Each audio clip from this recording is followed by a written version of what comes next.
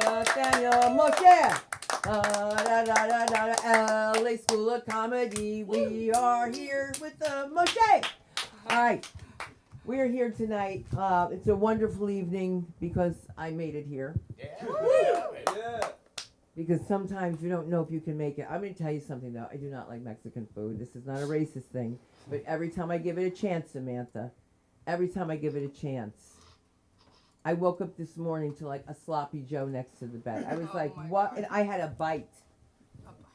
But I have a friend that makes kosher Mexican food. Have you ever had this? No. Nobody speaks English, okay? Everybody speaks Spanish and Hebrew, and that's it. Isn't that crazy? And the food is unbelievable. Maybe it's the meat. I don't know. I don't like it. And I don't like Swedish meatballs. That also freaks me out. Because my sister and I have different mothers, so you can't figure it out. I'm not a Hosseini, but I'm a Kronquist Zany. So we're Swedish, but my sister and I have different mothers. So she's all white. And my brother and I have different fathers, so he's all black. So I'm like Mocha Java in the middle. And she loves Swedish meatballs, and that just goes against everything. You cannot. I just hard to eat Swedish meatballs. Have you ever had them? No? You have to make the meatballs and boil them in milk? Any man right now just got so quiet because I mentioned boiling balls, okay? Meatballs at that. How about a round of applause to Jason Ham, our producer here, who's really been kicking some butt. You guys got to get out. You guys got to get out and see what we're doing. And our international scholar, okay, the one and only Ryan Benson is here. Yes. It's always a surprise and a pleasure. Come on in. Come on in. For me. Okay. And of course, my very, very, very special own Samantha Linderman is here. My comedy concierge. And we have to write the names anyway because I won't remember. Yeah, it's just sad, right? I'm starting to get confused in my family with my names because I had like 8 aunts: Vinny, Sophie, Barbara, Lois, Marie, and Sandra's my mother. And then there was Abe, but we called him Junie Boy. And then all of a sudden he can't be Junie Boy anymore. And I just remember them coming to my Catholic school like, you're the only black kid in the school. Like, did you really have to wear dashikis and an afro with a fist coming to my school? Did you have to do that to me? And I won the talent contest. It was to a song called Soul Finger, okay? And this is the story where my girlfriends come up to me and they're like, you shouldn't have won because you're a nigger. And I was like, what? I didn't know. I was around all these Irish people all this time, and Italians. I was like, what? And then they made me believe they never said that. My friends, I never said the N-word. I was like, yes, you did. We all have. Stop it. I hate that when people say that. From my generation, stop it. Stop it right now, because you just said it when he cut you off. So it's amazing. It's not my turn, but you guys are now in comedy. You should know history, so much history. Like Paul Mooney. Do you know who Paul Mooney is? He was undeniable, and I was hired to open for him so many times. You probably have no idea of the connection. But ironically, I had a trainer that was Vietnamese and Italian. I thought she was Mexican. She goes, why? I go, because you shaved off your eyebrows and you drew them back on. Yeah. Like out here, that's what, you know what I'm saying? She's Vietnamese and Italian, and her sister has a baby by Paul's grandson. Wow. Now that's a small world, but talk about a mixed up kid. When you think of Swedish or black, redneck Jew is something odd. There's a whole bunch of us around. I wanted to thank, if you're watching, I wanted to thank all our friends from the Comedy Store that supported us also that came out. It was really a great show. You guys don't know what we're talking about, but we have these shows on and off, in and out. We do things that are very special. One night we're at a red carpet, the next night we're in a rehab. And people knew the other comedian. And it's supposed to be confidential, right? They're like, I know him from the program. I was like, I left my pocketbook in the room with this motherfucker. You talking about, from the program? Bring me my pocketbook. Yeah. Oh, that's called a relapse. Mm-hmm. That's what it's called. And I really wanted to thank you, Hunter, so much for the pictures and doing all that. And that's why I'm bringing you up here right now. Let's give it all your might, baby. Hunter White. Remember, there's the light. When it comes on, that means that's already 8 minutes. And you got 2 to wrap, but you know all that. All right, give it up for Hunter. All right, keep it going for me. Keep it going for me. Do we have a stool or is there no stool? Yes, there is a stool. There is a stool. All right, I'm going to do some new stuff for y'all today. There's no stool. Yes, we do. You can do an act without a stool. I can do an act without a stool. How we I doing? bet you could. I bet you could. All right, so yeah, for those who don't know me, my name is Hunter. A little about me, I used to be really into politics, and then one day I smoked some DMT, and now I really like trees. I don't know, it's been a minute since I've been here. I got COVID for the first time a couple weeks ago. Yeah, and I don't know, getting COVID for the first time now, never felt less sympathy, ever. Because like at the beginning of the pandemic, people were like, oh, it was rough. My wife had it. I was scared. And those people need sympathy. I sat home, watched YouTube, and took some pills. Don't need no sympathy. I'll take pity, but no sympathy. I don't know. And my name is Hunter. I want to go back to that because I do not feel like a hunter. Right? I feel like Hunter is like a weird vibe. Like, I think I'm a good guy, but Hunter just loves Topgolf and shitting on Hillary Clinton. Right? And like the most famous Hunter, who do we know? Hunter Biden, right? Hunter Biden's cool. He does drugs, right? Hunter White sounds like he does a hillbilly exorcism.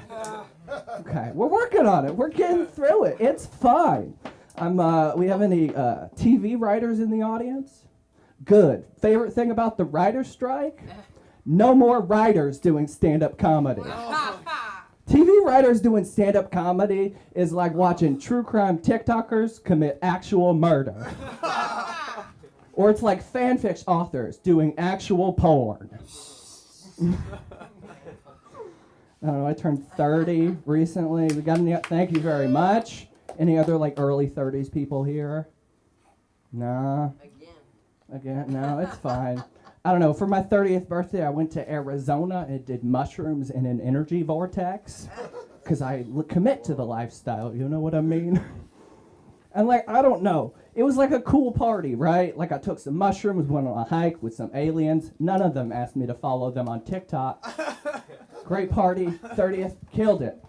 But I've been doing like a lot of self-assessment. Like I think that's the point of birthdays is like, think about your place in the world. So I started seeing a new therapist. Her name's Eileen. She's great. It's weird that like, I think I'm like an interesting comic because like, interesting client.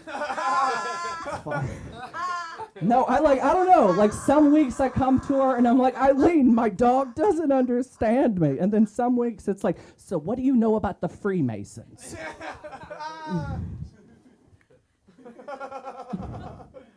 Like she's no nonsense, I'm all nonsense. I'm trying to say. And I don't know, I realize like I'm incredibly stubborn. Like some of you guys can understand that, right? Like we're comedians, naturally stubborn people. But I realize like I'm stubborn over things that probably don't matter. Like I realize on principle that I don't do laundry the correct way ever in my adult life. Right? Like I don't measure the detergent. I do that by feel, you know?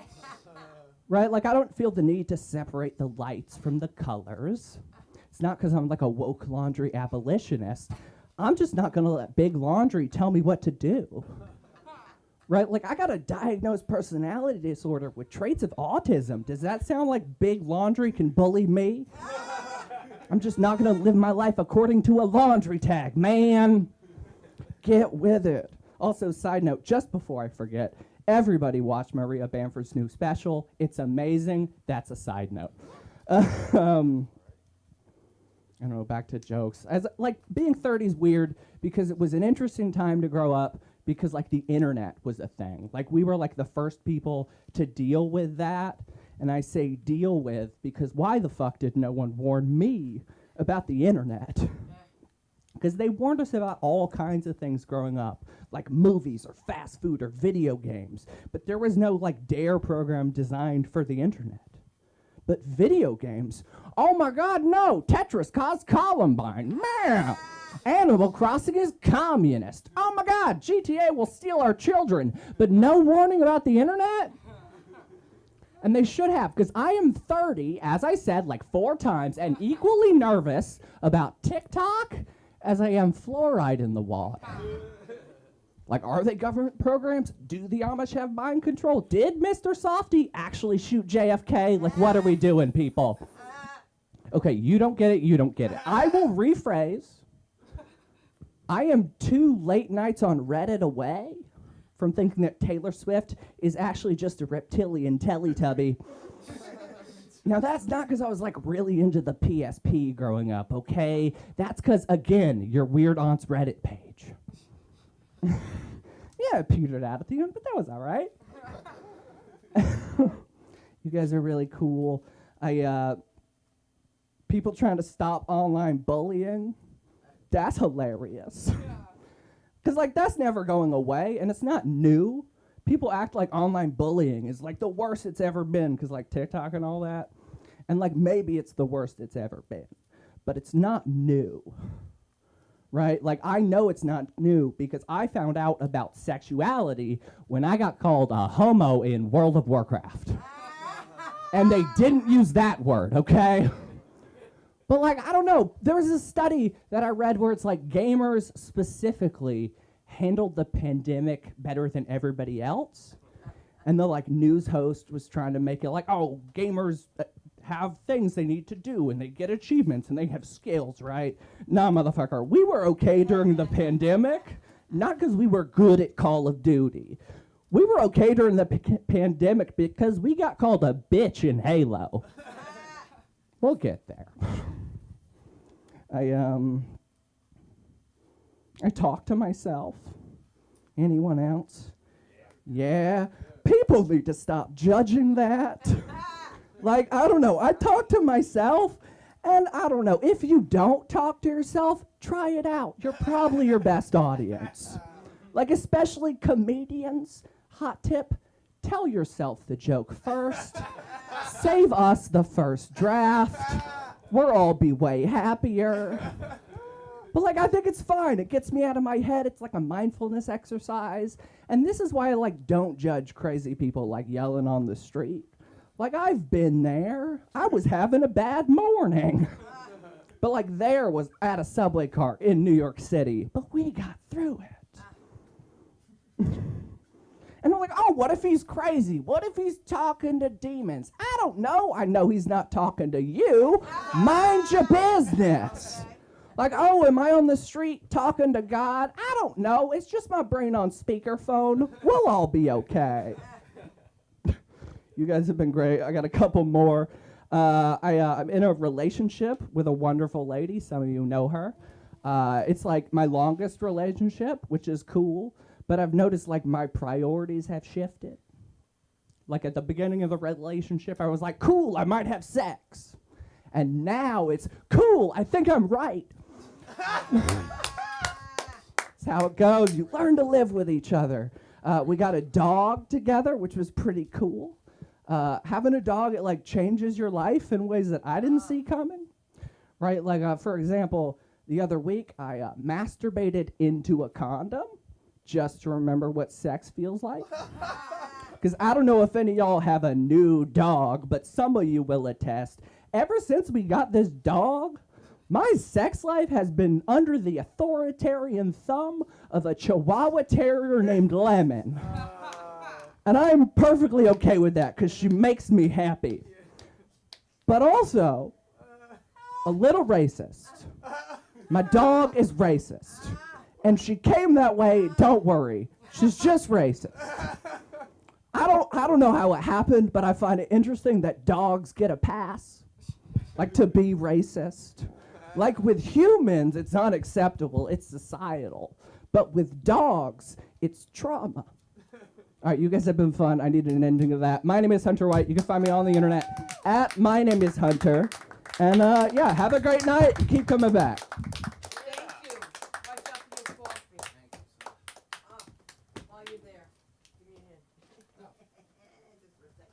How funny are we, though? Don't have a stool? We'll fix that.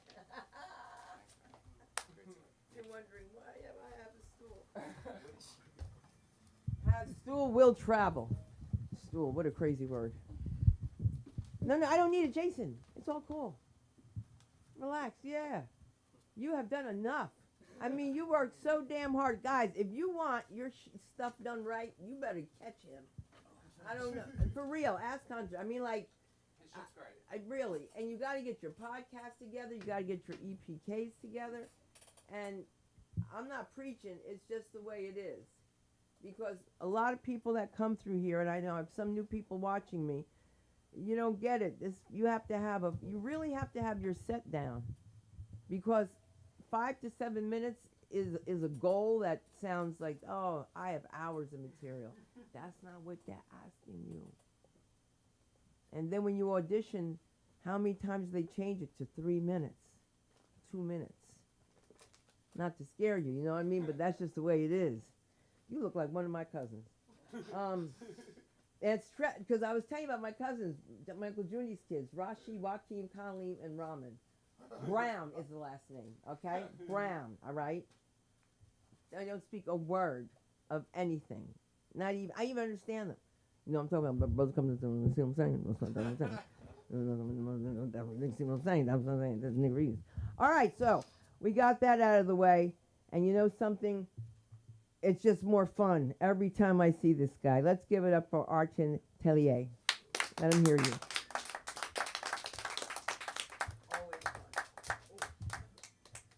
Thank you. Artem Tiliev. Yeah. You almost there, maybe one more time. You'll be right there. Man, I saw you driving out there, man. You like going on one-way street the other way. Is that what you normally do? You try to get in the rhythm for the comedy? You have your high beams on, like, I'm coming, motherfuckers, get out of the way. That's good, man. I saw the other guy was going the right way. He's like, oh my God, he had to stop. Let this crazy guy go by. That's why I tell my wife, when you see a Toyota on the road, stay away. You know, don't get any close to. Right? Man. You know, I had COVID too a couple of weeks ago. I don't know who I gave it to you, you gave it to me, I don't know. But I got to watch a lot of these like Russian movies. Because I can do that, I speak Russian. And you know, I watched some of those movies from the Soviet times, and they were really good. And then some movies from like the recent times, and they weren't any good, unfortunately. And then there were movies from the 90s, and they were all about like these gangsters and mobs, Russian mobs. And that really reminded me how Russians really are. You know, Russians are scary. They're like probably the scariest people out there, seriously. I mean, I'm terrified of Russians, and I'm one of them. I can only imagine what it's like for an average American. Oh, you know, they're not always clear about what they mean when they say things like, don't worry, I'll take care of it. It usually is the time exactly when you have to worry about it, because take care of it usually means I break it or I kill it. That's what it means in Russia. And then if a Russian guy ever tells you, I like you, don't get excited, because what he's really saying is, it will be hard to break your legs. That's what he's really saying. Yeah, but Russians are very nice. They're very kind. Yeah, until they're not. Yeah. Yeah, I was born and raised in Russia. I lived there for 20 years. I don't recommend it. But I don't want to give you guys the wrong idea, because Russia is great. It's just not great for everybody. Over there, it's not about who you are or what you do. It's all about what you took and who you took it from. That's how they measure your success. So it's good for, you know, some of them, but not for everybody. You know, when I meet new people and they find out I'm from Russia, they ask me this weird question. I would say even a stupid question. What do you think about Ukraine? I mean, why do you want to know what I think about Ukraine? I mean, is this a setup? What are you trying to do to me? I mean, they really fucked up in Ukraine. That's what I think. You know, they actually had a real election, democratic election, and they picked the wrong guy. You know, they just tells you that we're not ready for democracy. We need what do you call it? Totalitarianism or whatever it is. We need a good, strong authority. You know. I mean, we didn't do much better in Russia. We selected Putin, but you know, we had no choice. I think he murdered all the other candidates. And we had to vote for somebody. He was the only one to vote for. Shit. So that's what we had to do. Yeah, but they really fucked up over there because they elected a comedian. The guy is a comedian. If you guys didn't know, he was a professional comedian, very good at it, made himself a name. He's just a lovable guy. So he made everybody fall in love with him. Imagine if a comedian was the president of the U.S. I mean, it doesn't matter which one; we would be all in trouble. Yeah, so he's not a politician and not a diplomat, and he's got a monster next door. He needs to be a very good politician. Yeah, to handle that motherfucker. Yeah, and then people ask me, why do you Russians want Ukraine so much? I got news for you: Russian people don't want Ukraine. We don't even want Russia.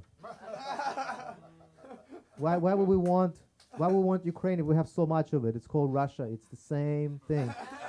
You can walk across the border, you won't spot the difference. I mean, Russia would be a wonderful country, maybe one of the best, but we had two major problems. Number one is idiots, and number two is roads. And if we take Ukraine, it's going to make it worse. It's not going to make it better. If we're going to invade another country, why don't we pick a good one? Let's select a good country. Like Finland. I like Finland. Let's take Finland.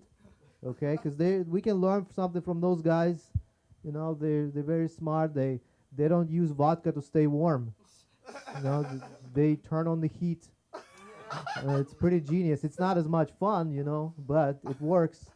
So let's not get fucked up, Let's turn on the thermostat. And we don't have to worry about it. There's a lot of gas in Russia. It will not run out for sure. It will never run out. And you know what is worse than a drunk Russian man? Is a drunk Russian woman. If a man is just a disaster for the neighbors, a drunk Russian woman is like an apocalypse for the whole neighborhood. And if there's two of them on one block, you better call National Guard. It's gonna get ugly. Man. Yeah, Russia is interesting. But I gotta be honest with you. When I first came here a long time ago, the original goal was to destroy American economy and come back home a national hero.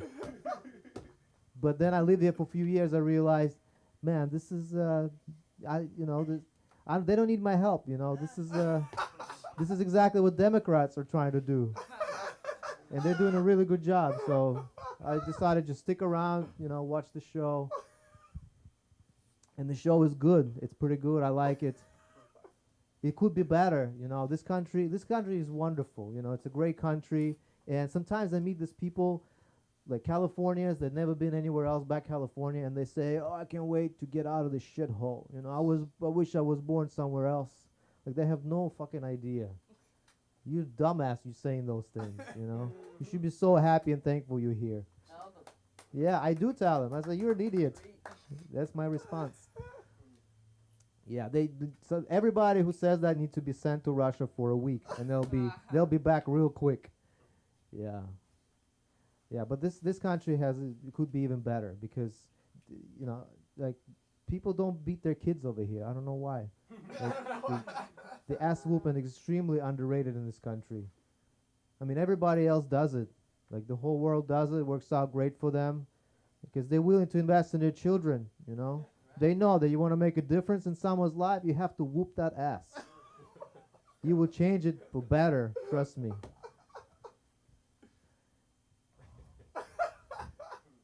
Everybody who was born in Soviet Union had their asses whooped. Everybody. That's why I was disciplined. Everybody had a piece of bread. Everyone had a place to go. Like my parents were raised in Russia, and they went through it. It started at home in the morning. You get some ass whooping. Then you go to school. They do that one more time. They had special equipment there, and then you come back home. You get one more at the end of the day, just to make sure the other two didn't go to waste. Yeah.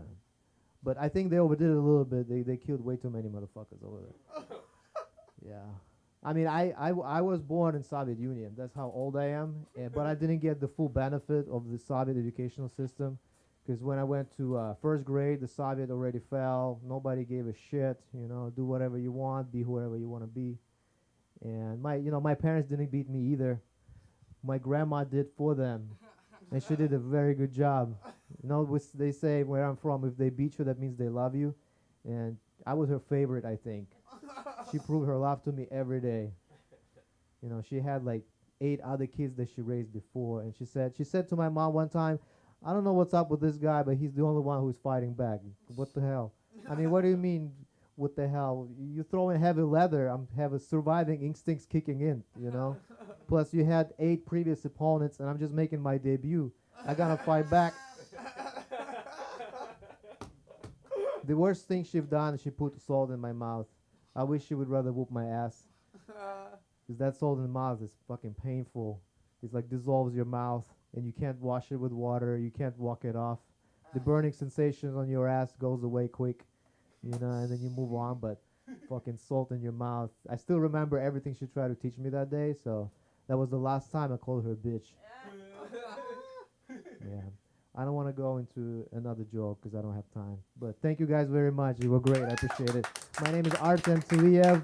I have a question. What do you think if I come up with like a stage name, and I was trying to find a word that's very close to my name, and I figured artillery. How does that sound? You really need more attention on you, man.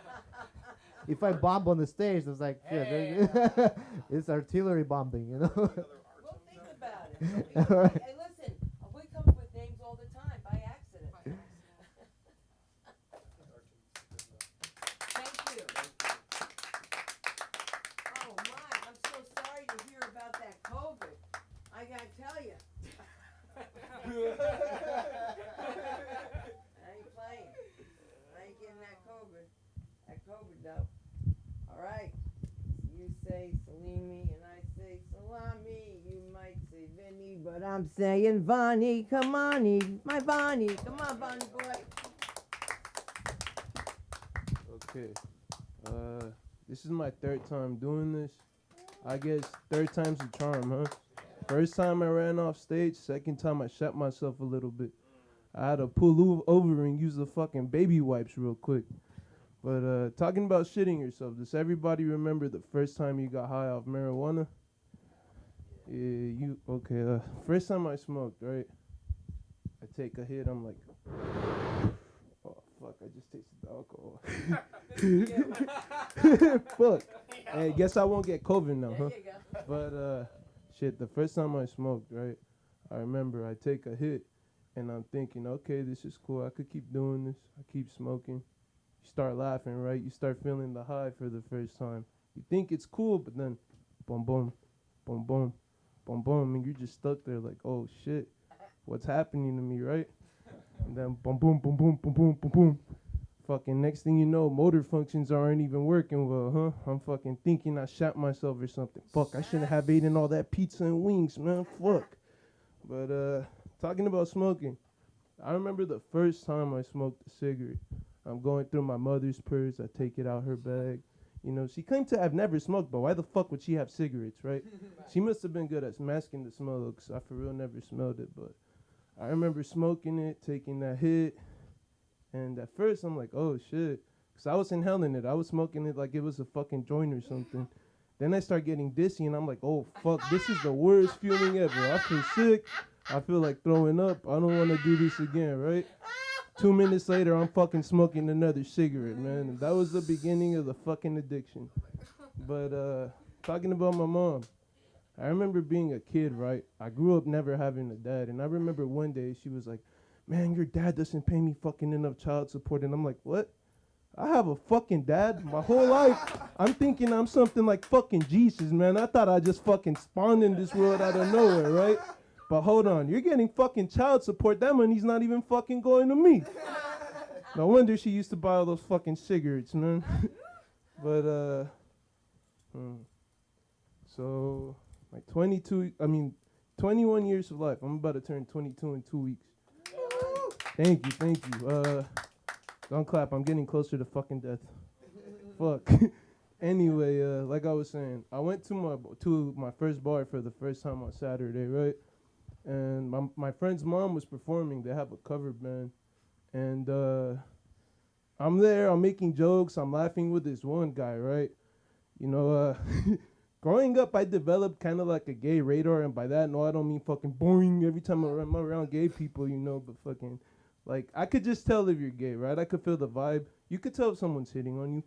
I'm sitting here laughing with this guy. I'm making jokes. I'm telling him I'm an aspiring comedian. He's laughing a little too hard, right? But I don't take no mind to it. But then this fucker puts his fucking hands on my knee. He puts his hand on my knee, and I'm like, oh, what the fuck? I felt so weird, man. I thought I was about to get fucking abused. I understood why women get weirded out. But, but yeah, he fucking did that, and I didn't know how to react. 2 minutes later, I told him, I'm like, hey, that woman over there is the most beautiful woman you've ever seen, right? And he started acting weird and shit, and I'm like, oh, fuck. And then he comes up to me, and he's like, hey, you're drunk, huh? And I'm like, bro, no, I haven't even been drinking, but you want to buy me a drink? But, but anyway, fucking, I'm like, nah, man. And right away, I realized what he was doing. You know, he probably thought I was drunk, so he was hitting on me and shit. But this is just me. I have high energy. Not right now, because I have fucking social anxiety out the ass. But I usually do have a high energy, right? So I'm pretty sure he got the wrong idea. Fuck, I just blinked. Hold on. Okay, so I tell him, I'm like, bro, I'm here to do what you're doing with with men, but with women, bro. But no, I'm just kidding, man. I respect women. I wasn't doing that. But all right, what else can I talk about? It was my dad's birthday yesterday, right? But I went to Nameless. Shout out Sam, she was funny. Right? But the motherfucker's never been to my fucking birthday party, so why the fuck did I have to show up for his, right? Only she. Fuck, okay, what else could I come up with? Oh, I recently got my FSC the other day, right? My firearms safety certificate. So now I could get, firearms. And every time I hear a noise, I'm like, click, click, who is it? I go outside, open the door, fucking grandma fell down the stairs again.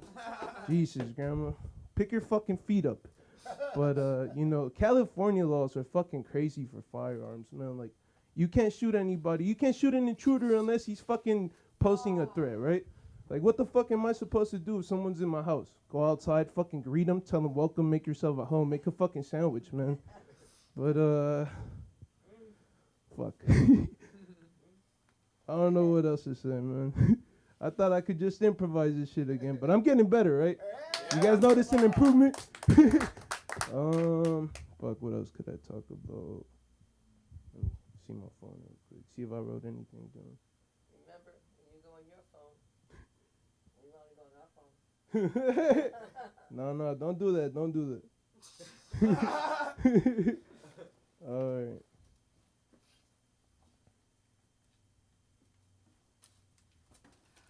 Oh, don't fall. Don't pull a grandma. Don't pull a grandma. I'm just thinking of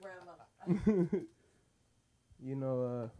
I stopped smoking cigarettes again today. 3 times. And I'm planning on quitting another 4 tomorrow. So hopefully that goes well. But fuck, I know I have a lot of time left, man. But this is all I could fucking come up with. Cut me some slack. No, dude, never apologize. What you say is I'll give the time back to the Okay. room.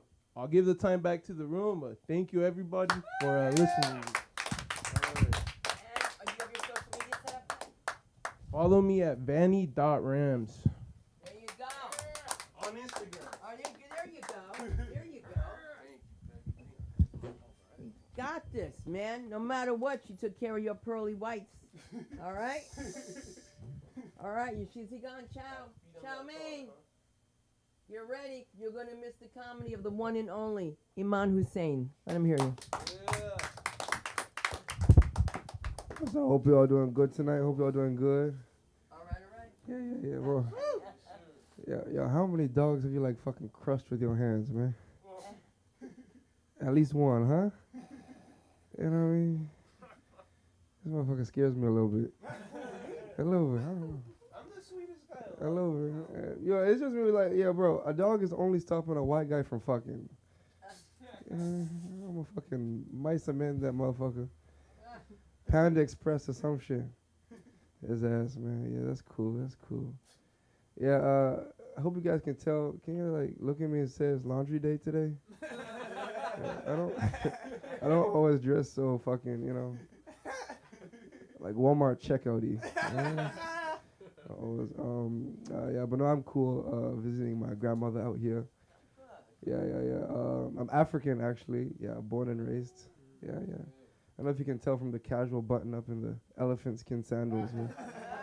But yeah, no, it's good. You know, it's cool. I grew up there, and coming to the U.S. a few years ago, yeah, I knew I really had to just really grasp everything America had to offer. It's like I almost immediately found a white bitch to fuck. It's like straight off the plane. It's great. When I first had the opportunity, bro, I don't know what it is. If it's like the fucking Pamela Anderson movies we get, but we just like fucking, we love them. We don't have like enough of them. It's like a supply and demand thing. So I finally got the chance to like writing postcards back home. I was like, yeah, niggas, we made it. Motherfucker. Call me Will Smith. And shit, I felt good. I felt good. Like when you first with a girl, try to like impress her a little bit. You know what I mean? I was fucking that bitch like a Mexican motherfucker trying to go pro at Home Depot. You know what I mean? I was fucking like shoveling sand and shit. Like plant strawberries in a bitch pussy. You know what I mean? Organic shit, It was good, I really like, white chicks, they kind of like Ferrero Rochers to me. I mean, can you see that? Like fancy, expensive, right? Like some point in the relationship, you're gonna have to buy that bitch a $45 Stanley Cup. Like they're nice and all, but you'll be so much more happy with like gas station honey bun. And that, this Dominican bitch. I mean, it's just sometimes nice to have a girl, you can like have a fair fist fight with. I don't mean to generalize. It's just like, have you seen them on CNN carrying them bags? They got I don't know. But I don't know. I just love ladies, man. I don't know what it is. I just love different types of ladies. Like, bro, I could even be walking down the street, see a 65-year-old Mexican woman, and just be like, damn. I bet you make a killer carne asada. I don't know if it's the age. But I've realized in the past few days, I don't know what it is. Like, I guarantee you, I don't like look up weird shit or like or watch shit. He's naughty, you get me. Like more than anything else, but like I've got like 5 videos of white girls with Down syndrome like shaking their ass. You got that? Is it just me? Someone else is? No, bro. It's normal. I tell you, like, I don't. All I'm saying is like I'm not saying like I want to. Catch her on like a Monday afternoon. He's nodding again. You catch her on like a Monday afternoon after I eat 2 of them pepperoni hot pockets. I might Epstein Island a bitch, Taste the rainbow. It's just me. I feel like their pussy gonna taste like a 64 pack of crayons. Is there like a Down syndrome bitch in this room or something? That's cool. I don't know. I feel like guys. This is my excuse. Whenever I get caught cheating, I feel like guys, just like wired to not be picky. You know what I mean? Right? And you have to admit, this is really just sit down and admit. You have to admit. Some guys are gay just because they can't get pussy. Like, bro, there's that one. Like, not all gay guys can say the faggot. You know what I mean? Like, you look at Anderson Cooper. He could say it. You know what I mean? Or like that weird guy from your high school who just like got a boyfriend. Can't say it, bro. I mean, my voice is. I'm sick. It's not usually like this. Yeah, right? You thought? No, I'm not like a fucking woman abuser. It's kind of a woman abuser voice. She's shaking her head. Yeah. But no, I don't know. I feel like they shouldn't be allowed at the parade is what I'm saying. It's just, they should card them or some shit. Anyways, I'm mixed race, if you can't tell. It's kind of like being gay. It's very racist. No, but I don't know. Growing up, I feel like my mother's family, the African, they used to always give me shit. You know what I mean? It's like, why the fuck I like mayonnaise so much? You ever get that? No, but they used to always say like my auntie, no matter who I bring home, really she'll be happy. At the end of the day, she'll be happy. But like, she told me if I bring a white girl home, she'll give her an African potion to turn the coochie juice into sand. Oh Yeah. I'd still fuck, but need some motor oil or some shit. You know what I mean? He gets me. He's looking away. Yeah. No, but I don't know. I just feel like mixed race people. We need our own like country. You know, I feel like you can understand. We need our own like place. You know, just like give us the Gaza Strip or some shit. You guys can't decide who gets it. You know what I mean? Just like it'll be great. It'll make Steph Curry the prime minister. Klay Thompson will be the minister of defense, keeping out Dominicans and shit. Yeah. Okay. Okay. I've lost my voice for like 2 weeks. You know. This is like therapy for me. You know. But no, growing up mixed, I feel like I really like, I'm very, very race conscious from like a young age, I remember being like, bro, 5 years old, I was walking through the airport with my dad and my mom. My dad's great, my dad and my mom. I remember thinking, like, bro, yeah, if this guy keeps walking so fast, everyone's going to think that I'm his slave. Yeah, it's like, I don't know. So I've been very conscious of race growing up, and I feel like, the difference between white people and black people, especially like women. Like if you see a black woman with a bald head, she might just like really like the Black Panther. Right? But like if you see a white woman with a bald head, that bitch is on crack. She going through a crisis. She fucking dancing on the street in a tutu or some shit. A cook aside, I love crackheads because they can say crazy shit, but they say like the real crazy shit. You know what I mean? Like if I just got up here and it's talking about, oh, man, it's not. But I heard a crazy guy outside of Roth saying like, "You ever look at a mountain and see a city?" I find that very funny because like you can kind of see a city in a mountain. You know what I mean? Yeah. Anyway, what I was trying to say is, I feel like when white bitches are bald, it's kind of like a punishment for God because they keep sneaking to Jamaica to get cornrows.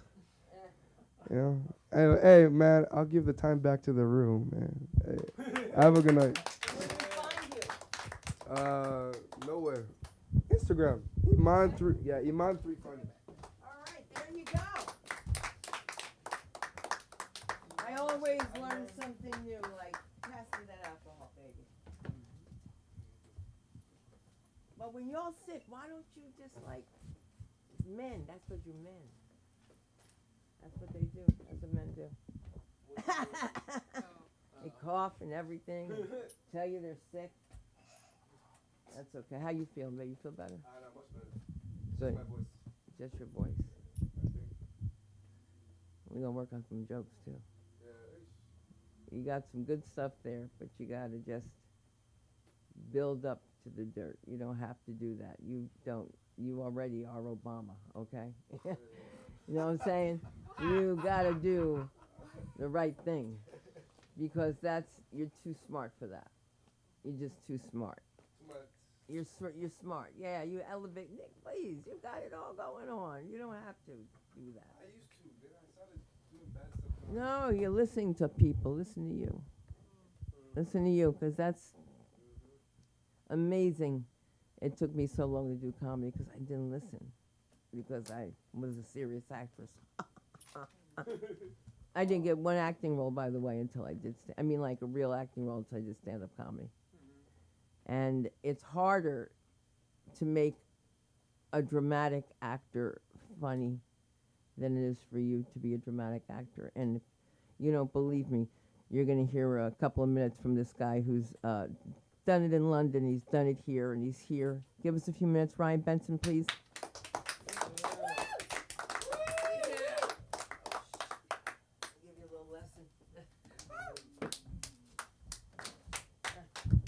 Hello, hello, hello. Hello, David. I'm an actor, I guess. I do that as well as comedy. But on top of that, I'm also a lover, a fighter, and anything you want me to be for a little price. I am Ryan C. Benson.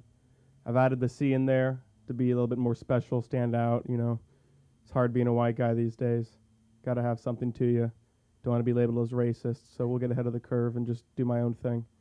The C's in there, to stand out, but there's already someone who's famous before me, Ryan C. Benson. He won the first season of Biggest Loser, so I have some big pants to fill. So it's a weird life. We're trying to juggle things. I was just on a TV show as an extra a couple of days ago, so that was cool. It was a Marvel one, so Disney might come in and kill me if I say too much. It's called Wonder Man. The guy who played like Black Manta was Wonder Man. I don't know who Wonder Man is, but I cheered for him. Wonder Man. I did that. I might be on camera and that, so whatever. But then I'm doing a gig Thursday that actually pays a good amount, and I'm like, cool. Pretend that I'm professional. Thank you. I'm doing that, but let me get into some stuff that I think should be needed. I think, like there's handicap stuff for cars. They should have one for drunk drivers. I think, it's people's right to drink. At least, to at least swerve away from them if they're drunk. If they have the sticker, there's parking lots and liquor stores and bars for a reason to get there. I'm not really sure the best way to go around it, but I think it should be needed. But what else have I discovered in my life? Yeah, so you would take Michelle for sure. Yeah, you would make Barack jealous. Right? Yeah. So you could go for that, but you said you want you like all women. That's strong. You like when they can hold you down. Thick. Good. You got thick kids over here coming out of them. Let's just keep an eye on that. But do you like women with penises?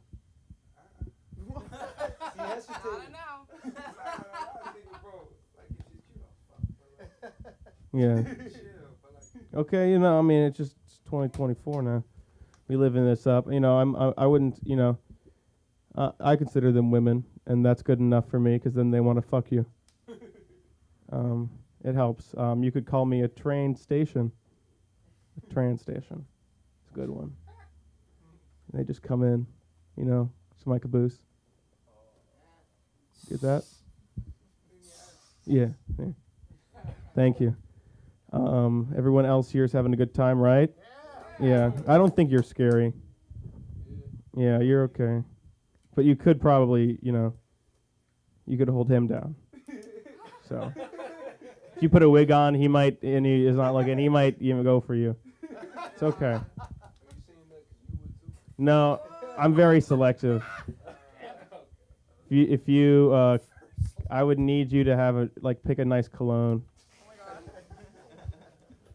You gotta smell good. That when it's all about the smells for me. That gets me going. I'm into cologne, like how it smells, tastes good. I'm sorry, I meant colon. I like colon. Yeah. I'm here to spread prostate awareness to all the prostate holders out there. Thank you. And to all those who are partners with prostate holders. Be aware of them. They can help you out. I don't care much about the cancer part, but you think you've jacked off until you've found the male G-spot. And then things change. Why? I'm just letting you know. You aware of your prostate? Are you aware of your prostate? I hear that's Some bum shit. Wow. Bomb. Oh yeah, you gotta be careful though. Yeah, no homo. No homo, everyone. This is a straight place. Straight. As in you can't tell what sexuality is anymore. That's what we are. I'm going for the sexual ambiguity of life. And there's not much else I need to talk about because I said a few things that were mostly just related to ass. So, it's not really good for you, but it's something I said. How do I want to leave this on for you guys? Because I want to give more time to comedy. Thank you. That's how I'm going to leave it. And Ryan C. Benson or what? Ryan C. Benson. Ryan Benson on Instagram. Ryan C. Benson on Instagram. He just I get my white people confused. It's funny too because how people think black people look alike, black people think white people look alike. And sometimes they do. And I met a guy that looked just like this other guy, but he was Japanese and Persian. and he was Persian and Japanese, and they were brothers. And we can't make it up, right? Right? We can't. We have it all here. I had a woman that was a hermaphrodite and decided she was going to keep both organs, and she gave birth to a boy. Yeah. Do you remember her, Patty? I don't mean it like that. First of all, that's my first wife. No way. Exploratory stage. Patty, let me And yes, just I'm say. still paying child support, if you must know. Listen, and I haven't even told you the bad news about my test. No, I'm kidding. Oh my God. I will tell you a quick bad news story because I have to have more oral surgery done, and I had to go to this oral surgeon, and they said I had to take a pregnancy test, which I laughed. I'm like, please, there's no possibility I'm going to be pregnant. She says, Miss Aprin, that's my day name to Filipinos. She said, Miss Aprin, you have to take this test. And I was like, this is so ridiculous. And guys, the friggin' stripe comes out, and I fall out on the floor. And I say, help me! Help me! I begged for her to help me. And I was crying with the piss on the floor and everything. I dare. And they called the nurse in to help me. And she said, Mrs. Zappin, you have to have 2 stripes to be pregnant. Oh my God. Oh my God. I just saw a stripe. And I was gone. I can't, no way. When you meet mine, where the hell do you think you're going at a time like this? Okay, go ahead. You know you're funnier with your bladder full. It's true. It's true. It's very true. Oh my God! I want to be a grandmother. Don't say that. Oh my goodness, I'll be so happy for her mother, because you know why? It's always an interesting. What were we singing before? Right? We're just not going to keep it kosher. We're going to keep it going with Nathaniel Moshe. How's that? I got you. I got you. Oh, yeah. All right. Oh. You're 22. That's amazing. Give it up for yourself. That's great. Yeah. I'm not the youngest comic in the room anymore, and that's nice. I feel like old, but I've still. You guys make me feel young. I didn't mean that that way. It just. We got young. Huh? We got young here. Yeah. But I work with middle schoolers, so I work as a substitute teacher, and so I get to. That's why I bought these fake Yeezys so I could clown on them. It's just be like, you guys are stupid if you're paying for those shoes. They're made out of foam, not worth $150. They're $10. I like working as a substitute teacher though. It's really fun because you don't actually have to care about the kids, right? It's like, and you could tell them. They could be like, "Oh, what are we doing today?" You're like, "I don't know. It doesn't matter." Like. There's no other government jobs though that have substitutes. Like you never get pulled over by like a substitute cop. He's like, "Sir, do you know why I pulled you over?" You're like, "I don't know." He's like, "I forgot." You want to watch a movie? Something. It's fun. I like. I'm finally gonna use my degree. I got an English degree, and yeah, it's a stupid thing to do, but it's getting an English degree is like majoring in book club, right? It's not. You're like, I like how Jane Austen satirically lampoons women's place in society. I'm like, I like how I spent my parents' money on Oprah recommendations. This is a terrible investment. It's just a degree that you use to make you sound smart at parties. You could just buy glasses. I don't think you should be able to go into a university, though, as undeclared. You should have to go to community college, because that's what that is. That's the biggest waste of money, undeclared. That's like hopping into an Uber, except you don't know where the fuck you're going. He's like, "Where are we going?" You're like, "I don't know, man. Just drive." How long? 2 years. But I didn't go into debt. So that's good. Yeah, I didn't go into debt. And I told my mom, I was like, oh, I don't want to use this, you know, like we don't need to spend all this money on this. And she was like, you got to go to college. So essentially, my degree was a $120,000 bet my mom put against me pursuing my dreams. And then the numbers are in. We both lost. But no, I did a lot of comedy, and then I stopped for a while, and I'm trying to get back into it. Did you guys know that you could be happy and then do stand-up comedy? Did you guys know that you could do it in that order? I didn't know that being funny is supposed to be fun. I got happy. That's what I did. I worked on myself. Yeah, no, I genuinely, yeah. I don't, look, here's the thing. I don't think I did comedy for people, in retrospect, to call me funny. I thought that's what I wanted, for people to call me funny. But in reality, I just wanted people to tell me that I was smart and hot and that I mattered. Like my ideal comedy show, the audience would form a single file line after my set and shake my hand and be like, good job, you're smart, you're hot, you matter. And then the last person's like, you've never met me before, but I'm your new wife. And that's like, and then I would be like, I don't believe you, you're wrong. And then I would do that 10 times a night and make $1 million. And then I had the thought, like, maybe I should give up and become a teacher, which is an insane thought to have. Maybe I should give up and then tell other people what to do. That's a real thought that a lot of teachers have had.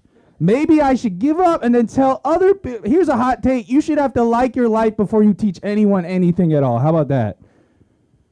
Because the teachers I remember, they were authentic, they cared, they're passionate, right? I don't remember what they taught me. I had this 7th grade English teacher. If we were good at the end of the class, we'd play Simon Says. And at the end of the game, he'd always go, Simon Says, don't smile. And then he'd be like, like make a bunch of silly faces, try to get a smile. Everybody would laugh. I don't know how to read. You know what I mean? But I know how to smile and follow directions. And that's how I got into UCLA. The only honest thing a teacher can really say is, I don't know. That's it. I don't know. But we get offended when people in positions of authority say, I don't know. The first time I heard a teacher say, I don't know, I got mad at her. I asked her this question. She just goes, I don't know. I was like, can you look it up? She's like, nope, I don't know. And I was like, you have a PhD in genetics. She had a PhD in genetics, but was teaching honors bio because her son was sick. And she's just like, I don't know. Like the gall, you know? I mean, it was a simple biology question I asked her. I said, how many inches does a penis need to be until it's technically not a micropenis? And she couldn't answer that question. It's a simple biology question. It's 3.75 inches. It's in the textbook. Okay. She had a PhD, a pretty huge, okay.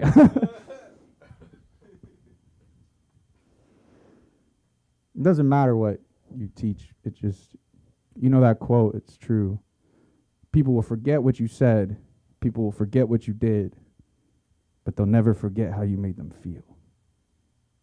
I don't remember who said that quote, but I do remember having sex with them because it felt great. It was Maya Angelou.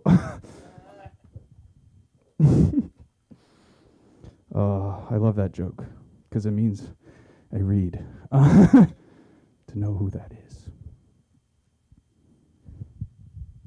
Realize my goal in life is to be that motherfucker. It's my new goal in life. Because I don't know if being a motherfucker is a good thing or a bad thing, right? Because like it can be hotter than a motherfucker, but it can also be colder than a motherfucker. So I think being a motherfucker is like a really enlightened way to be because it's a limitless possibility of existence. Like I think God is a motherfucker. I'm not trying to be God. I want to touch that motherfucker. Okay.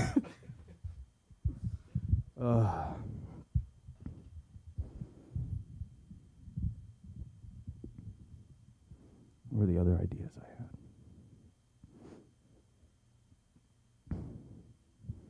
How come women that walk pigeon-toed always get mad when I feed them bread?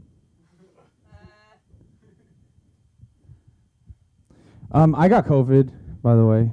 I got COVID in Florida, but it wasn't in Florida.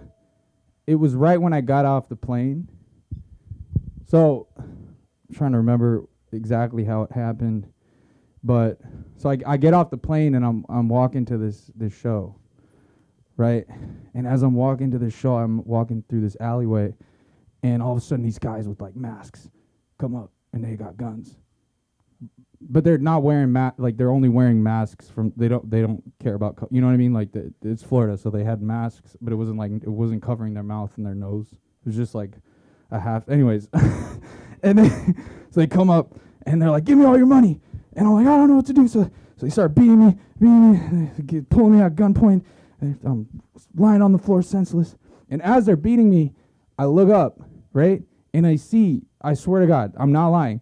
I see swinging through the like buildings. This like, he's like dressed like a spider. Like he's not.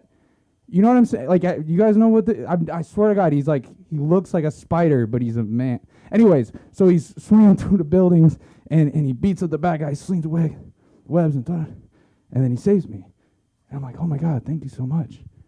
And he's hanging upside down, by by the web, and I'm looking at him, and I'm like and I look in his eyes and I'm like, I know you, like that's Peter Parker. I know, I went to high school. Like I go to high school with, and we're looking and I say, are you Peter? He doesn't say anything. He says, just your friendly neighborhood Spider-Man. And so I pulled down his mask and we start leaning in and we just start making out. And the next day I had a doctor's appointment and then I took a COVID test and it was positive. And I was like, it was Peter. Okay. I really committed to that. I just got the light, but I haven't done that joke in a while, but yeah, I committed to that. So you guys are great. Thank you. Right now you can text me at 424-384-3014. I'm revamping all of that. You're revamping all that stuff, huh? All of it. All right. Are we in the room? Everybody took their Addy? You guys are up? You're not tired or anything? Because sometimes I gotta bring these low energy acts up and they kill me. Let's give it up for Patty, the one and only. Live from the mix.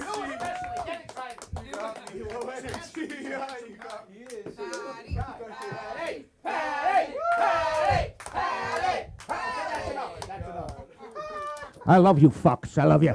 I love all of you, each and every one of you. And I'm going to give you an answer to a question that was just posed here. You know who loves motherfuckers? Mothers. Mothers. And you all should love motherfuckers too, because you wouldn't be here without a motherfucker or two. Right? That's how we all got here. There was some motherfucking involved. We have ran the fucking plethora of comic information. I think we've gone from crayon pussy to prostate health. Wow. Just wow. Who knew coming here tonight? It's just marvelous. I want to say something first because I'm not going to start the stand-up comedy for a little while. Okay, so bear with me. Vonnie, I'm sorry. I was drunk at the club. I just wanted to dance. I drank a little too much. I'm not the least bit homosexual. I will say this, though. He's hot, am I right? Hot! Hot man! I'm just going to call you Sugar Bear. My Sugar Bear! Give it up for Sugar Bear, baby. I'm just very excited today because it's my birthday. Thank you very much. Thank you. And I share this birthday with Dr. Martin Luther King. Thank you. So let's give it up for what he represented: equality and ending the pain. And by the way, every birthday I make an appointment for a massage, deep tissue, and I always ask for a woman. It's nothing sexual. It's just because I can pay her 28% less. So I'm a frugal man. But I have a very bad back from years. I was actually a bodybuilder. I used to weigh like 240 pounds. And yeah, I took steroids. Okay. Fuck yeah. You can't get that big without taking them. But A lot of people don't know this. Some people do. Russian people do. Steroids come from the glands of adult monkeys. Now, it's easy to take steroids. The hard part is getting the monkey into your hotel room. They're feisty. They're very feisty. They'll put up a fight. This is good. You're okay. Look, I feel great. I don't know about you. The energy in here it's pretty fucking, it's off the fucking charts. You know, I thought I'd come here tonight. You know, I'd get in my car. I'd drive 32 minutes. I'd pay $10 to be mildly ignored by my peers. God damn it! Is this the Xanax mic? Is that what they fucking call it? What's up with you motherfuckers? You got to be aware of what you look like, you know. Like, a guy came up to me recently. He said, you know, you look vaguely like you play pickleball. I said, pickleball? He said, yes, pickleball. I didn't know what the fuck that was. I thought it's like a venereal disease or something, pickleball. But what that means is, that's just code for you look like an old guy who can't afford to golf. Bingo, that's me. Hit the nail on the head, right? Yeah. Don't you like it when a stereotype lands? Yeah, 97% of you doesn't, but 3% of you take it. Oh, yes, I love that. It's very true. I'm here on a Monday night doing stand-up. My career's obviously at a pinnacle. Let's face it. Let's face it. But do you know the difference between a golf ball and a woman's G-spot? A man will never stop looking for a golf ball. I didn't write that joke, okay? That joke was written by Copernicus. If you're familiar with him, I purchased that joke from him earlier in my career when I was opening for Mark Twain. You may remember Mark. He was very popular years ago. Had a rough time recently, though I don't know if you're familiar. Mark's work has been re-examined. It's a bit spotty. A few too many N-words. I don't think Mark Twain would qualify to win the Mark Twain Prize. To tell you the truth. Tell you something I found out. This is amazing. Do you know that pit bulls get an N-word pass? Cool part, they never use it. Chihuahuas don't, but they use it anyway. Fucking Chihuahuas. Yeah, a friend of mine, Brennan Weeks, recently gave me an N-word pass, and I was honored. He's very light-skinned, but then my friend Nick, who's very dark-skinned, told me that that's a house N-word pass. I cannot use it out of the house. I'm only allowed to use it in the kitchen. Oh my God. I don't know. I don't understand it either. You know, I'm not one of these white folks that have N-word envy. You know, why can't I say it? Because people were talking. I am older than the N-word. Not that the actual word, but the N-word. Like Sunda remembers, we're from a time where the original. Let me give you a little history. The original letter word was the F word, because fuck was considered so obscene that you would soften it with the F word, right? And people then would just say it or not say it, you know. And the same people that are upset that they can't, you know, why can't I say it? They're saying it when they get home, you know that, or when you leave the room. One of the other. I don't like them either. I'm not a big fan of them, you know. I don't. I'm not an N-word abolitionist though. It's formed my comedy, you know. It really has. I'm envious of the punchline, but it's not going to work. You know what I'm saying? A lot of times, because I look like this, people let an N-word slip, and I got to say, hey, it's not my deal, okay? I don't care for it. Unless that person has the proper qualifications. And those qualifications are based solely on the color of their skin. So I am not a racist, is what I'm trying to say to you. No.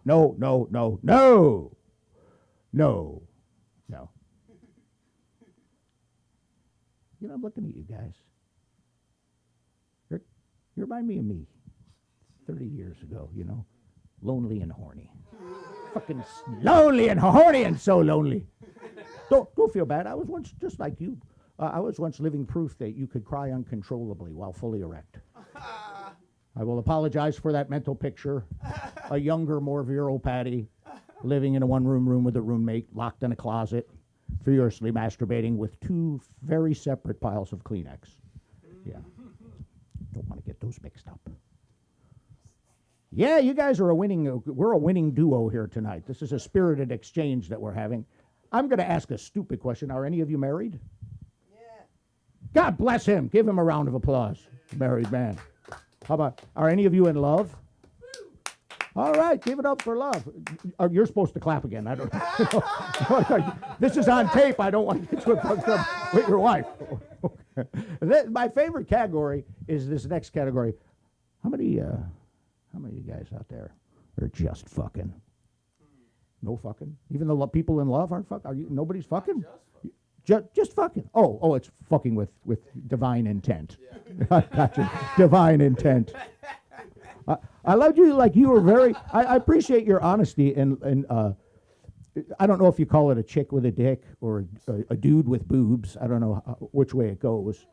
But in jail we used to call that pussy on a stick. One solicited me once, lovely, very beautiful, and the close, because I'm like, I don't know, very upfront, honest, told me first, but you know what the closing line was? At least when you flip me over, you have a choice. That's spooky, isn't it? That kind of spooky. It's kind of spooky. Because here, I don't know if my ego could take it.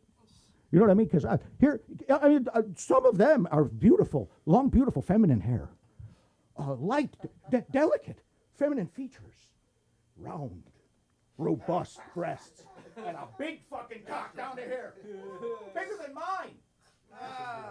I don't think I could truly have a loving relationship with someone for whom I had penis envy. I don't think that's a possibility. It's not going to happen. How about children? Yes. Children? Any children? We have children there. Okay. I recently celebrated my 31st wedding anniversary. Thank you. October 15th. It's hard. It's not easy. But it's all worth it because I have 5 beautiful children. Actually, I have 7, but 2 of them fucking annoy me. They're fucking annoying. I have one daughter who's a criminal lawyer, makes 6 figures, drives a Jaguar, condo in Pasadena, still on my phone plan. When does that end? When?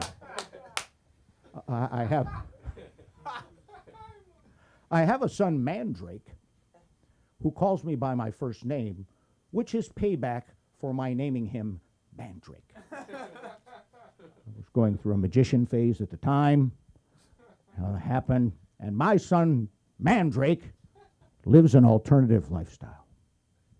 What do you? And by the way, let's have a round of applause for the LGBTQIA society, because we were at a time where you can love who you love and be the person you really are, and if that's the person he really is, great.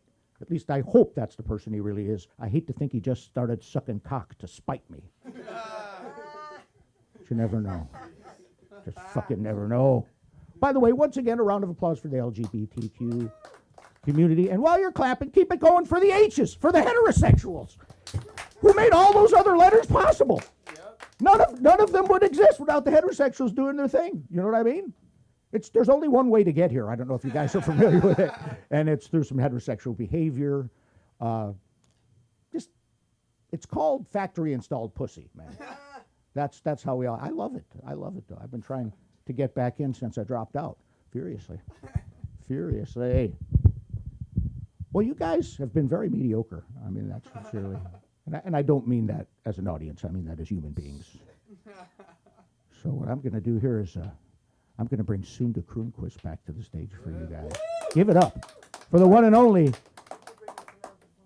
I think I'm going to I'm going to do something else. Okay, guys? Oh, did I mention tonight is free cocaine night here at the... That didn't even get them. These guys, this is... It's very depressive in a way, almost, but that's okay. We're going to fake some enthusiasm. Are you ready? Are you ready? So I'm going to go to 3, and I want you fake it. They do it for us. We can do it for them once at a time, okay? I'm going to introduce this next, so I'm going to go 1, 2, 3. Get it up! Get it up, gentlemen! For Sam Linderman! Come on! Yeah, get the fuck out. Woman time! Here. Give it up for Hunter, though. You killed. No, it's fine. Give it up for Patty. What a night, you guys. I know that wasn't fake enthusiasm.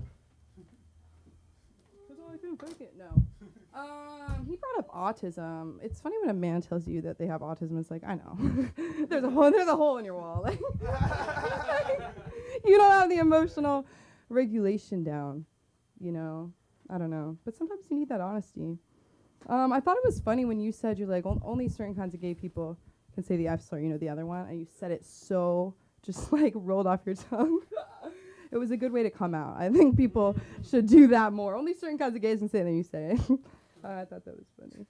I was a bald white woman at one point, and I was going through a problem. But somehow I was like basically like a fraternity sweetheart. So I don't know what kind of things. I mean, it was COVID, so, you know, not many people were on campus.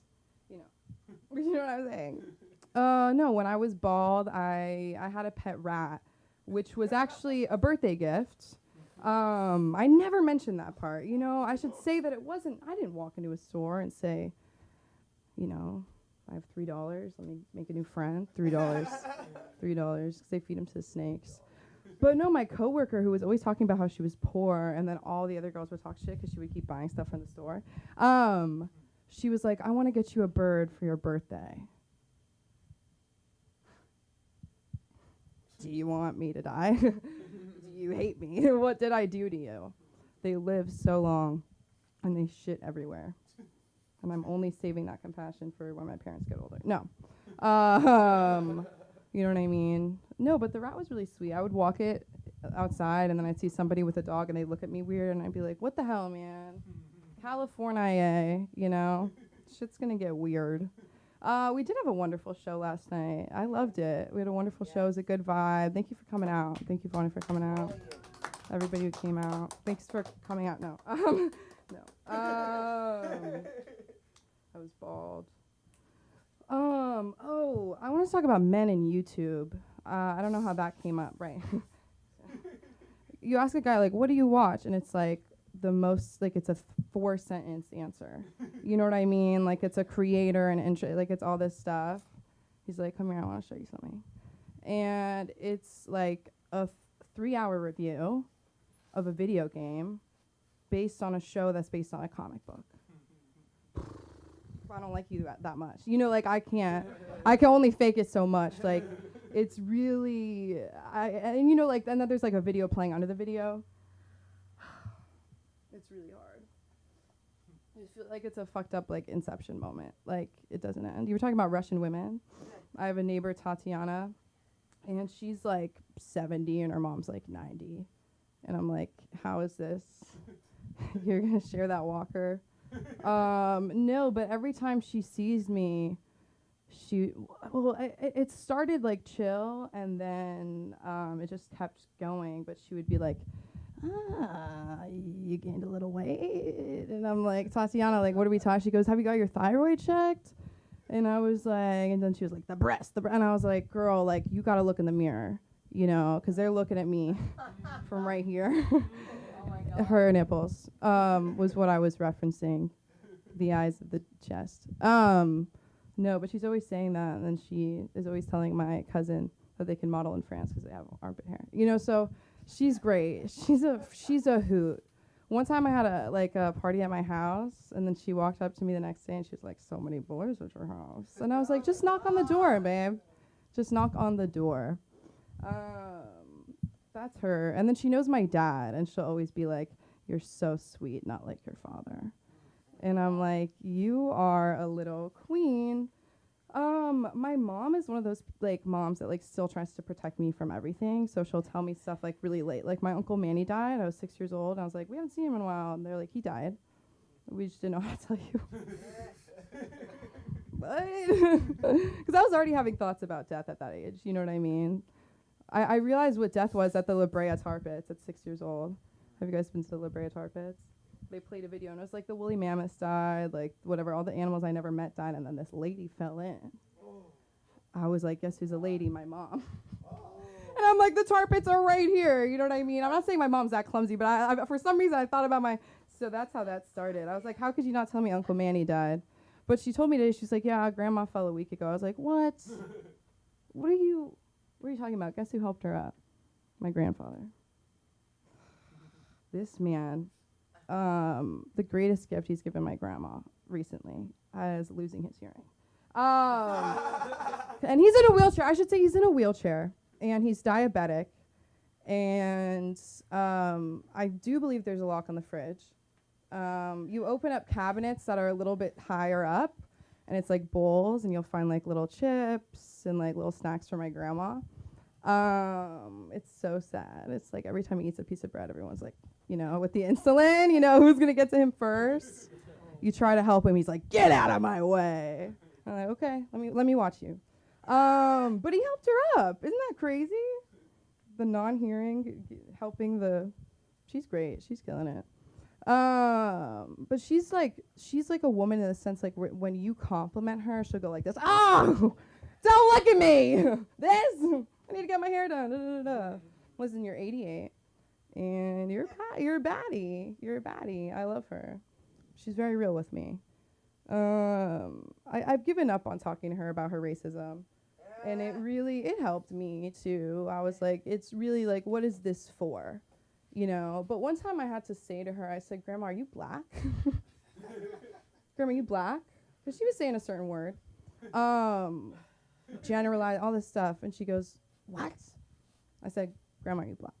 I hate to ask you this, but I've been meaning to ask you this. Are you black? And she was like, no. And I was like, so why are you saying that? That was when I was bald, obviously. Bald and bold. Bald and bold. And not all of these are going to be gold, but I don't know. It was such a good show last night. I just can't get over it. Well, for me. Well, yeah. I mean, it was better than I thought. I had this paper. I lost it. That's crazy. Oh. There you go. What else is on it? Okay. Just like we're talking about, like, what were we talking about? I guess everybody's talking about, like, ladies. And, you know, it's hard to be a lady. One time this guy walked up to me at work. Mind you, I work at a really important just factory for, like, you know, like everything that's, you know, about America. It's about integrity. It's about Catholic. I work at Bath and Body Works. Thank you. No, but thank you guys so much, seriously, for the applause.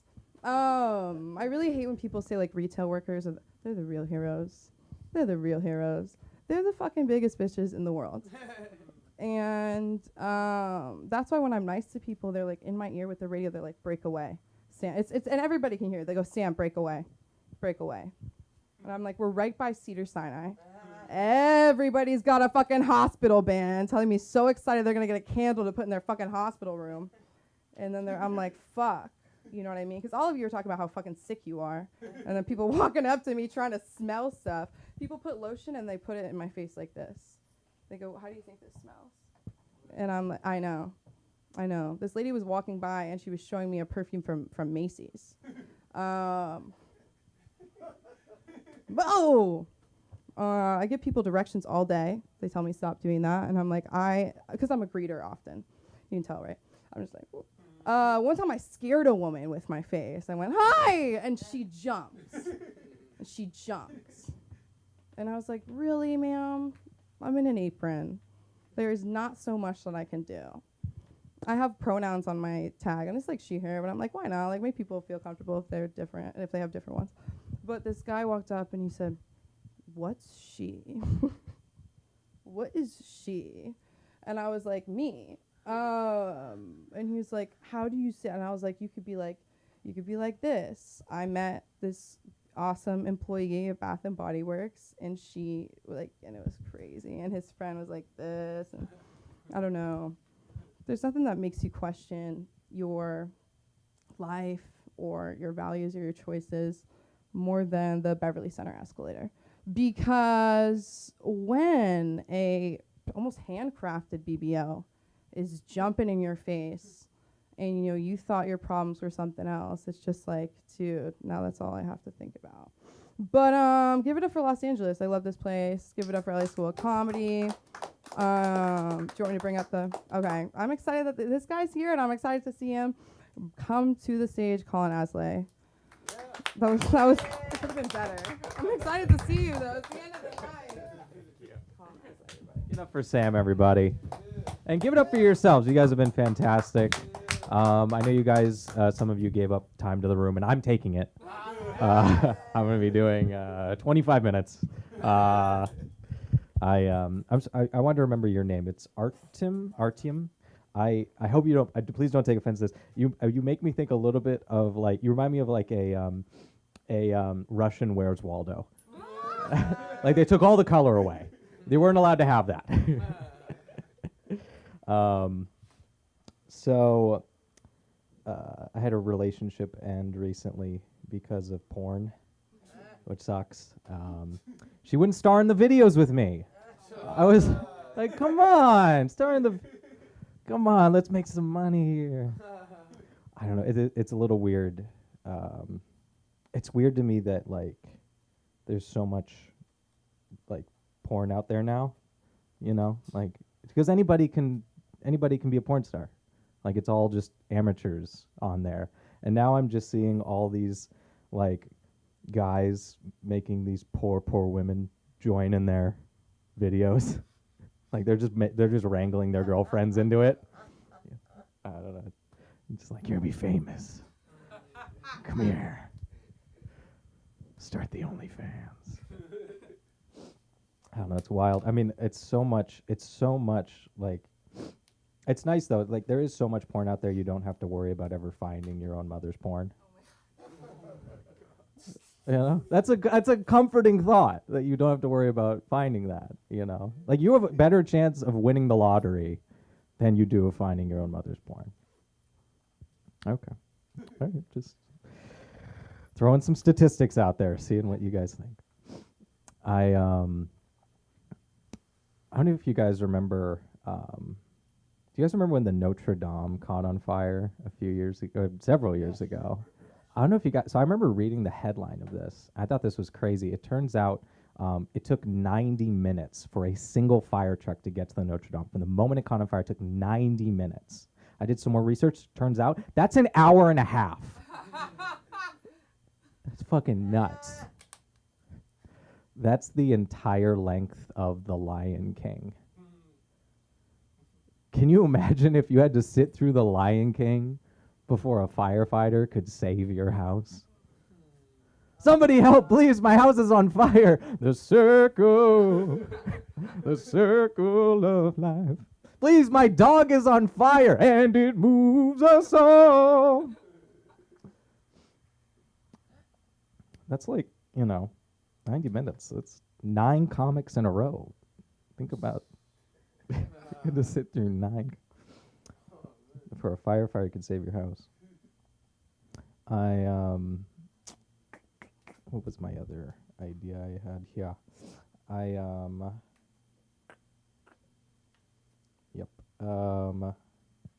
I also work with kids. One of the things I do, I do a couple things, but I do private tutoring, and I work with kids. And don't worry, man. I also got an English degree. It's all okay. It's all fine. The only thing you have to do to make it work is also get a computer science degree. Turns out that's the only way to make that work, which is what I'm doing right now. I'm getting a computer science degree.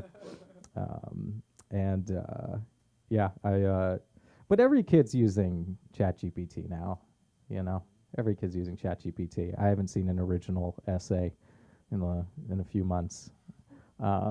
It's all computer generated. I don't know. Do we feel like we can tell if something's written by AI? Can we notice the difference? I don't know.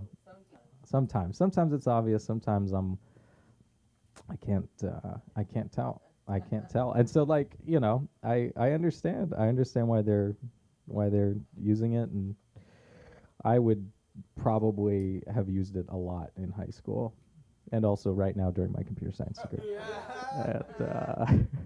No, it really does. No, I have a what the schools are trying to do now is they're trying to give. This is what my experience is. They're giving so much homework that it doesn't matter whether you're doing it. Like that's the way that they're getting around it. I mean, I had so much pre-calc homework that I was like, I wasn't gonna cheat until they gave that much. I was like, a chapter a night? Are you fucking kidding? I'm not kidding. Like about 70 problems a night at minimum, 70 problems a night. And I said, ChatGPT, how you doing, buddy? And it takes pictures, and you can take pictures with it. Now, anyone got a premium ChatGPT? I've got. It's 20. Oh, sorry, English substitute salary. No, man, it's worth the $20. It's worth the $20 to cheat your way through life, to not have to use your brain for only $20 a month. Even that is worth it. That is worth it. Did anybody? So we celebrate. Or how was everybody's holidays? I know we're kind of a little bit past it, but do we have good holidays? Did we get any gifts that we didn't give a shit about? That we did not want, but we had to do a really good job of pretending that we needed it in the moment. You know. Yeah. No. Thank you very much. Yeah. No. I really wanted this portable speaker. Thanks. I could really use that. No, I don't have a phone. A book on productivity. Oh, I love Gary Vee. Thanks so much. Fuck me. I just gave a bunch of Amazon gift cards. You ever get a gift card with an amount so low it's not even worth putting the code in? You're like $5. I'm not worth it. I got into an interesting argument with a friend recently about what was it about? It was about when it's like appropriate to So I was talking about how I've been trying to go out more and approach women and go out on the streets and stuff like that, and just to, try to start a conversation, see where it goes, right? And my friend was like, Colin, you cannot do that. You can't just go up to a woman, when she's busy. You're interrupting her. It's inappropriate. And I'm like, when is a woman not busy? Women are always. She's at work. She's busy. She has a restaurant. She's busy. But I thought about it. Because I want to be a better man. So I decided for the next week I would not walk up to a woman if she appeared busy. The next day I see this gorgeous woman, the most beautiful woman I've ever seen in my entire life. So I followed her home. Out of respect. And then I sat in the bushes and waited for the lights to go out of her apartment. Out of respect. Then I waited for the lights to go out. I crept in, and there she was, asleep on her bed. I pulled out a pen and paper, wrote down my phone number, and slipped it under her pillow. Respectfully. And then as I'm about to leave, the light comes on. There she is, the woman of my dreams, fuming mad. What the fuck are you doing in my apartment? I said, Miss, please calm down. I have a question to ask you. She's like, what could you possibly have to ask me? Are you busy right now? And she kicked me in the balls, threw me out of her apartment. That's how I got my current girlfriend. Speaking back, it's my first. You never forget your first stalk. It's the first. It's not about the one that got away. It's the one that you got. No, I'm kidding. He teed it up. He teed it up. Going back to because I forgot this tag from the Notre Dame. We're going back. With the Notre Dame. I don't know if you know this, but I actually watched the video surveillance and all, or not, but on the news, and there was actual group of priests crying outside of the Notre Dame. It was sad. One of them went, "Not the boys were up in the attic! Not the sweet, smooth boys!" What are we gonna do? And then some French guy had to break it up. All right, come on. So what if those were the best, tightest, smoothest boys in France? We will rebuild.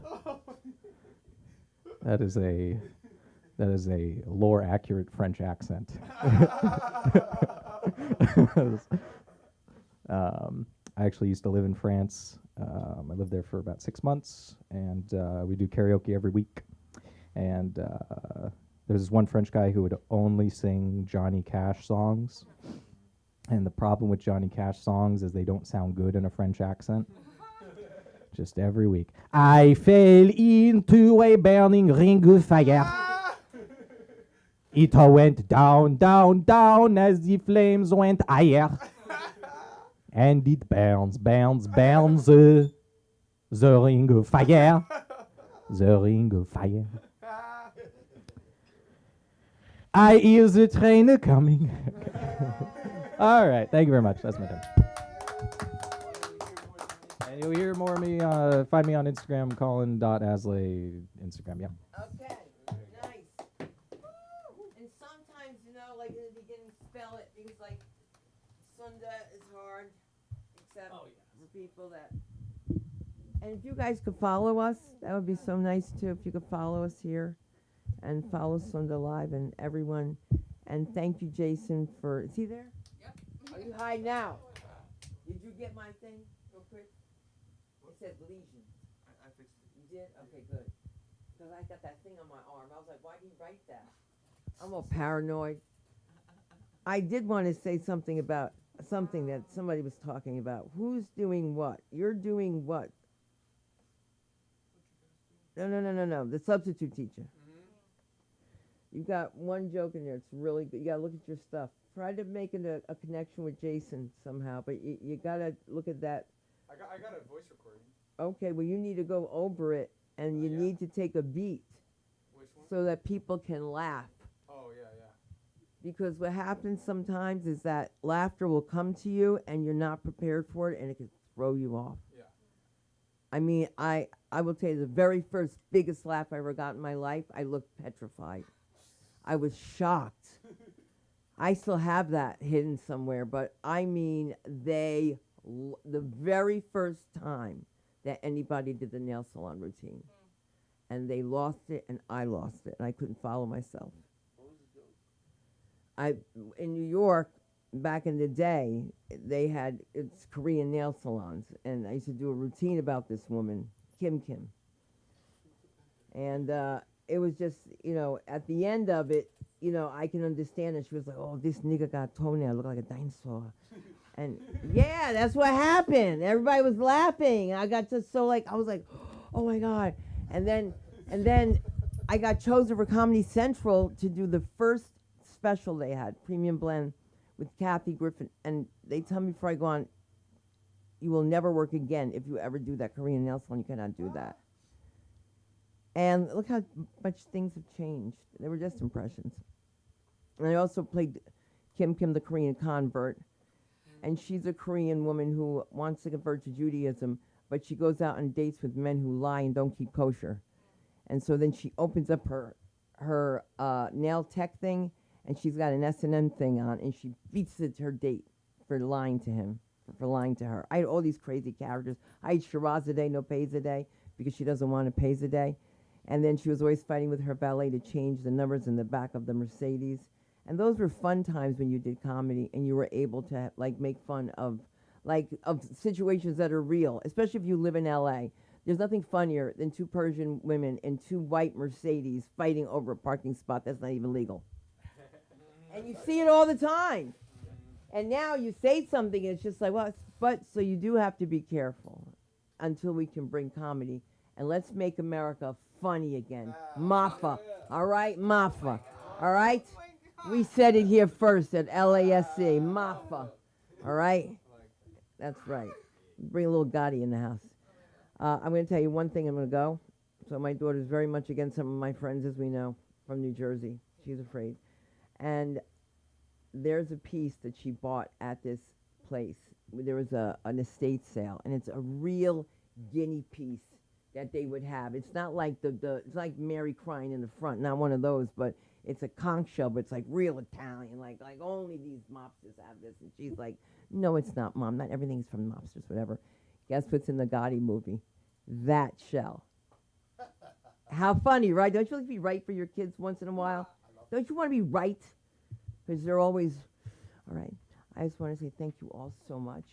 My name is Sunda Kronquist, and you know where to find me. Jason Ham I am. We're wrapping it up. Thank you and good night.